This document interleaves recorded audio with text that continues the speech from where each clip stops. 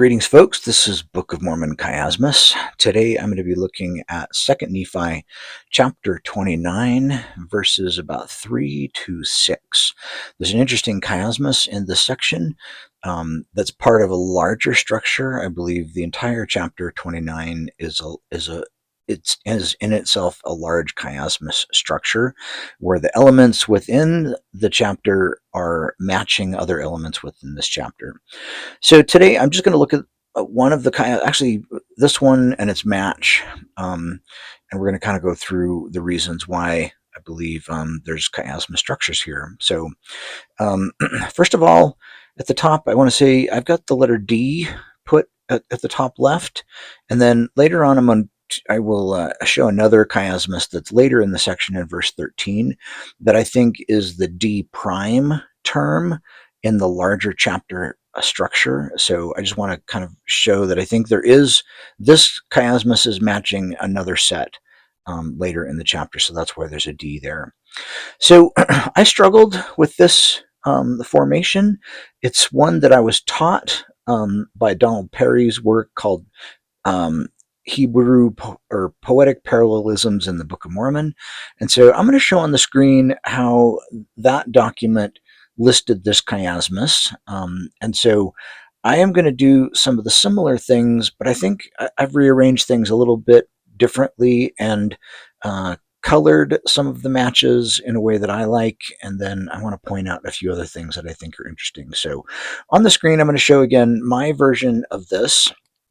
And on the outside, I think the A terms are a contrasting match.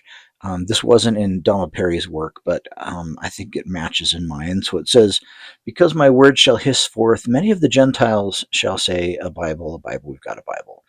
Down on the bottom, he's kind of working his way out of that and saying, have ye obtained a Bible, save it were from the Jews. And so Jews is a contrast to Gentiles. That's why I think it matches at the beginning and ending of this chiasmus. And overall, he is trying to make a statement to the Gentiles about the Jews. Have you remembered them? They really did do a lot of work to try to preserve the Bible for you. So that's kind of, I think, one of the overall frames or themes within this chiasmus is it's just kind of talking up the Jews. So notice in the B term above and the B prime below, I just have the words a Bible. And I noticed the reason why I put the single word there, and that differs from Donald Perry's work, is because there's a strong match in the C and C prime term that I have highlighted in green, where it's a repeat of 3 words. Up above it says, a Bible, we have got a Bible, and there cannot be any more Bible. And down below it says, a Bible, we have got a Bible, and we need no more Bible.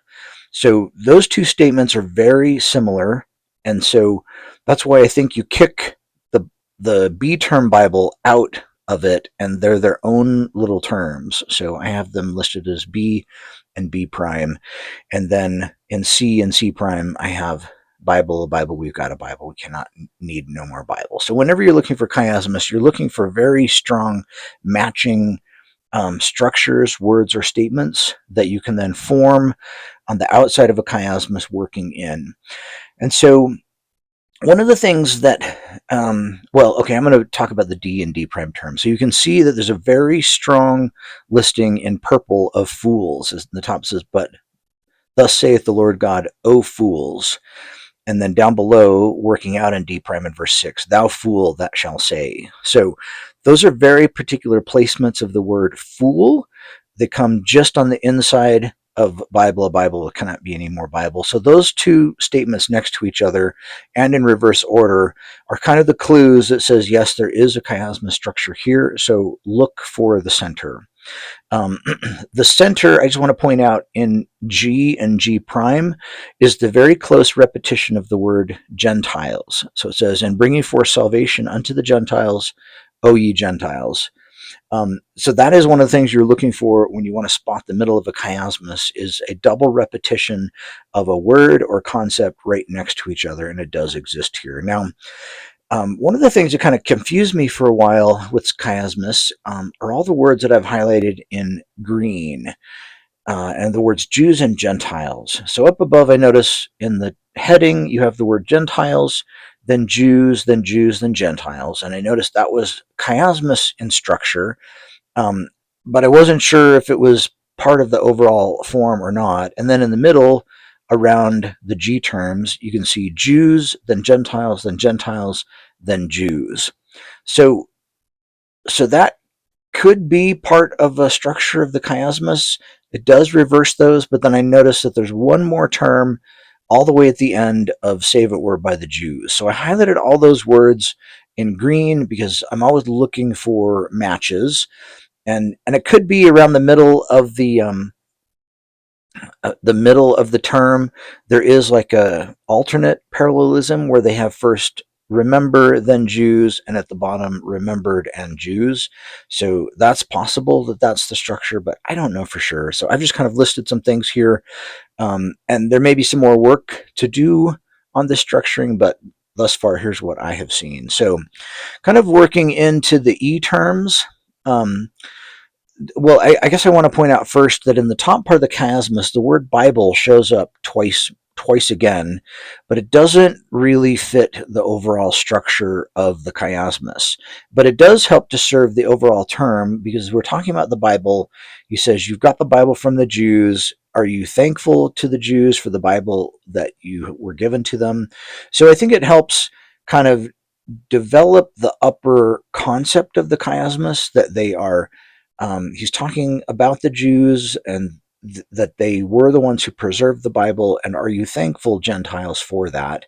And then the bottom, he's going to kind of work out and contrast that to say, no, you're really not thankful. You've hated them, you've recovered them, or you have not sought to recover them, but the Lord hasn't forgotten. So I think that the message in the bottom half of the chiasmus is that he remembers his people, and the top half of the chiasmus is, Gentiles, are you appreciative of the Jews for having the Bible? Now, just as a side note, there are some critics of the Book of Mormon that state that the word Bible is anachronistic, meaning this was Nephi talking thousands of years before the Bible existed.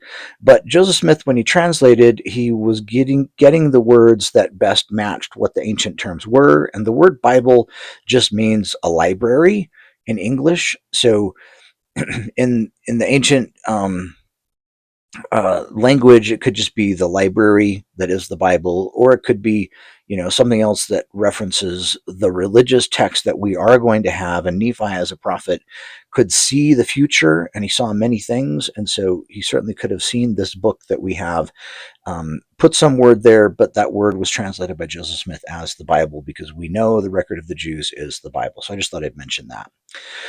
So working into the E terms, notice that in brown with yellow highlight in the middle, I have the words mine ancient covenant people, and the word covenant is highlighted in yellow. So this is the exact same phrase happening in the proper placement around the middle of this chiasmus where it double repeats Gentiles. It's a strong match. It's the exact same words. And something that I think is interesting is there is kind of a larger idea in this chapter that the Lord is trying to talk about. In the beginning, he's saying, I remember the house of Israel, my people. The very bottom of the chapter, he says, I remember the promises I made to Abraham. And he uses the word covenant both in verse 1, and let me switch over here and look over here, and verse, what is that, 14 of the book. So at the end, he says that I covenanted with Abraham that I would remember his seed forever. And at the top in verse 1, behold, there shall be many at the day that I shall proceed to do a marvelous work among them, that I may remember my covenants, which I have made unto the children of men. So that exists at the very beginning and end of this chapter. I believe that's the outside of the chiasmus. And so the idea that the Lord covenants with the children of men and the house of Abraham or the house of Israel, and that he remembers those people, are the major concepts in this chapter. And so I think it's significant that here in the E terms, he puts the word covenant as a matching term. And then he also mentions mine ancient people, because the idea of the house of Israel is also part of the framing of the larger chiasmus in the chapter. at both the top of the chapter and the bottom of the chapter. And I did another video about that framing, what's there at the beginning of the chapter, the end of the chapter, that kind of forms the larger chiasma structure. You can go look at that video if you want to. But the idea here is that he's highly concerned about his ancient covenant people, which are the Jews. And so, kind of working in to the next step as you kind of look into the kind of the alignment with the F term, just kind of read it above. It says, "And what thank they the Jews for the Bible which they receive for them? Yea, what do the Gentiles mean? Do they remember the travails and the labors and the pains of the Jews in their diligence unto me and bringing forth salvation unto the Gentiles?" So, so I think there is kind of that repetition of uh, the travails, the labors, the pains. Those are all similar matching terms. So I think they belong together.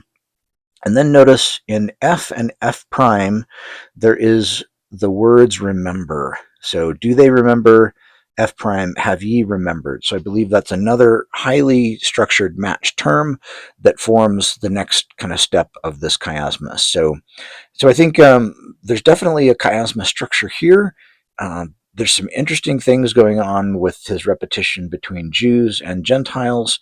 I don't know if it means much of anything, but there's definitely a double repetition of Gentiles right in the middle in G and G prime, working out. There's definitely a double repetition of the word remember. Working out to E and E prime, there's definitely the words mine ancient covenant people. In the D and D prime, the concept of a fool. In C and C prime, a Bible. We've got a Bible. There cannot be any more Bible. So then kind of looking at the E term again, chiasmuses tend to try to add further knowledge to the concepts. So in the and above, he's kind of challenging the Gentiles, saying, "Have you remembered the Jews, mine ancient covenant people?" And then the E prime, he says, "No, but you have cursed them and have hated them and have not sought to recover them." So that's kind of a triple repetition of concepts. You've cursed them, hated them, have not sought to recover them. So he's adding those and putting them next to each other to add information about how the Gentiles have treated the Jews. And then he says, "But I will return all of these things upon your own heads." So you're going to be judged for how you treated other people, and the Jews are one of those that you will be judged by. And then he says, "For I, the Lord, have not forgotten my people." So I did notice that kind of frames. You've got in E prime, mine ancient covenant people, and in the bottom of that section, my people again. And then in the middle, he's reinforcing the idea that he remembers. It isn't the same word, but he says, "I, the Lord, have not forgotten." So that's the concept of remembering. And so this chiasmus, I think the major promise or the major concept is that the Lord God remembers his people, and he knows the labors and the travails and the pains that they have given and giving diligence unto him. And so he recognizes that. He hasn't forgotten. He does make covenants with people. So I think this ties into the Abrahamic covenant, the covenant with the house of Israel, and the modern day covenant where we, as members of our faith and as descendants of Abraham or the adopted members of Abraham's family through our own tribes, is or tribe definition through patriarchal blessings and whatnot, are make us part of the covenant people, and it is our job to try to help recover both the Jews and then also testify of Christ to other Christians. So um, so overall, this is a really interesting structure that exists here in verses 3 through 6. There's definitely a strong chiasma structure.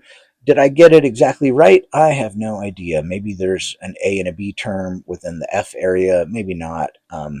You never quite know, but I do think that what I have seen here is very strong, and it definitely says, hey, there's a chiasmus here. Now, in the beginning, I mentioned that this had a matching term later in chapter 29, and I'll put that up on the screen here. It's in verse 13 as I have the D prime section. So sometimes chiasmuses can match other chiasmuses, or you can have a chiasmus in one section and then an extended alternate in another section, and those sit in placements that are balanced so that they form a larger part of a structure. And so That is something that you can do in ancient Hebrew parallel form, is match a structure with a different type of structure. And so here in verse 13, there's definitely some chiasmus forms going on here. It says, it shall come to pass that the Jews shall have the words of the Nephites, and the Nephites shall have the words of the Jews. So that's a very strong chiasmus structure for A, B, C, then C prime, A prime, B prime.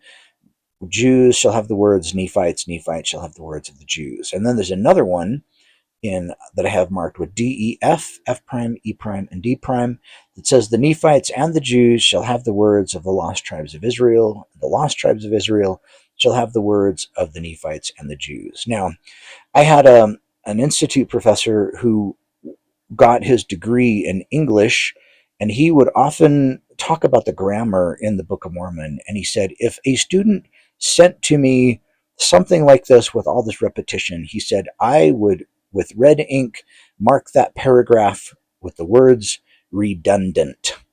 Because as Western folks, we don't think or talk this way. We don't repeat things over and over.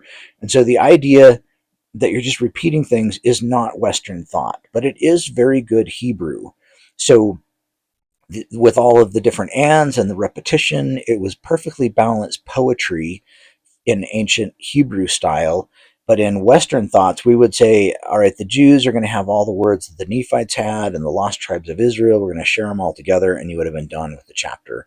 Instead of stating this in chiasmus poetic form, where you say, Jews have the words of the Nephites words of the Nephites and the Jews shall have the words of Israel, and the lost tribes of Israel shall have the words of the Nephites and the Jews. So it's terrible Western English, but it is perfectly symmetrical Hebrew parallelism and chiasmus.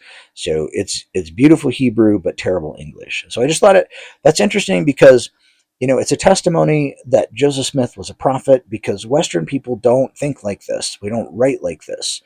But the claim is that this was written in an ancient Semitic language. It was Reformed Egyptian. Um, that was kind of, but they had the learning of the Jews in there too. So, they're putting in the forms that they use, and there's definitely these forms hidden in various places in the Bible. So they use these forms, and Joseph Smith, when he dictated this to Oliver Cowdery, he spoke these words in the orders that they are, and they happen to match ancient chiasmus structure. And so no one knew about this till 1967, when a young missionary discovered it in the Book of Mormon, and then lots of people started looking back and forth and went, "Oh my gosh, this is all over in the Book of Mormon."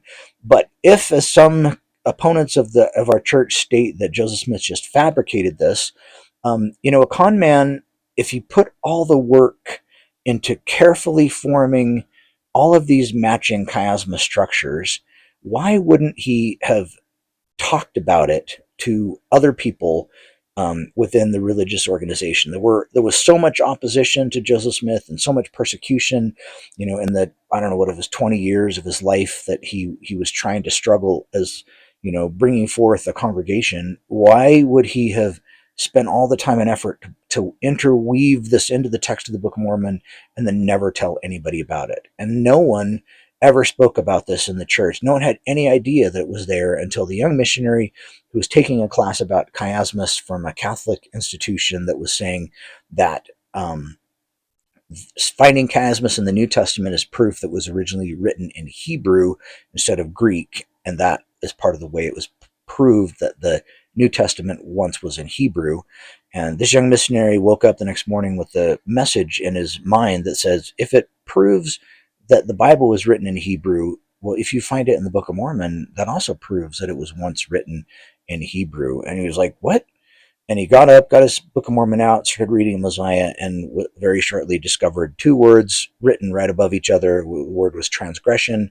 And then he looked outward and found a very beautiful chiasmus in the Book of Mosiah. So no one knew this existed until someone discovered it, and then we've done some studying of it, and now we find it in many places throughout the Book of Mormon. They're not really in the story parts of the book. They're mainly in the discourses or the sermons where you find these. And it could be that the reason why we find them there is because they were part of a written down discourse that the prophets made that then got included within the records, and then not Moroni, but Mormon, who abridged the whole record, took pieces and sections from other records and embedded them in here. So that's very plausible. It makes sense. But the fact that you find this chiasma structure within the Book of Mormon and heavily within this chapter leads credence to the idea that Joseph wasn't just saying a Bible, we got a Bible, we can't have any more Bible, you fools, because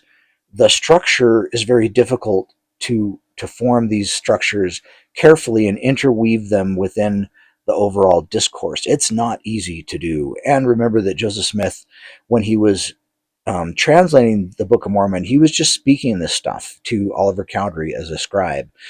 So he had to, in exact, precise order, state a bunch of terms and then quote them in exact reverse order in intricate and beautiful ways just by speaking it. And so the idea that he could memorize this kind of stuff or form it in his mind and then spit it out, it just gets preposterously ridiculous. So really the most plausible explanation is that he had the Spirit of God and he had a gift that God was leading him, and that he really was doing what he said he was bringing forth an ancient record and translating it from the gift and power of God. So that's kind of one of the reasons why I really like chiasmus, because I think it's a great faith builder in the prophet Joseph Smith, and that Joseph Smith was bringing forth this ancient record to testify of Jesus Christ, that the Bible wasn't the end, that the Lord still deals with his people in modern times, and that he brought forth the Book of Mormon to help solidify the truthfulness that Jesus is the Christ and that the gospel is true. The Bible is a true record. It wasn't just made up as well. And we can use both of these records to help fight off the secular battle that we have right now, where everyone is trying to dissuade faith in Jesus Christ and God and kind of go their own ways. So, part of my own testimony and faith is that the Book of Mormon is a true record. It was translated by Joseph Smith, and it helps lead and direct towards our Savior Jesus Christ and our Father in heaven. And I hope you'll like, subscribe. Feel free to comment if you've got more comments on these chiasmus structures. Certainly let me know. Did I get them right? Do you have different interpretation behind these structures? I definitely think these forms are certainly here. So, hope to hear from you. And I do try to comment on everybody's comments. I read them and I will respond to them. We'll see you. Bye.